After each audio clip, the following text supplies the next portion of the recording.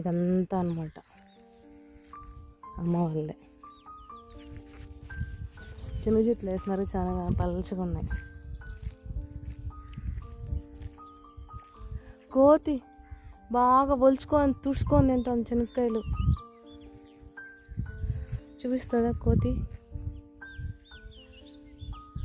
ఇదిగోండి, లోడుకొని ఒలుచుకొని తింటాను కాయలు తుడుచుకొని. మరి ఇదిగోండి, చూడు నిలబడుకొని చూస్తుంది చూడండి.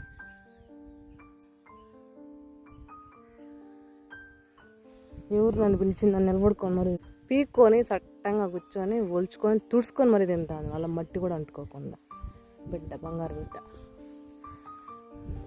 చూడండి.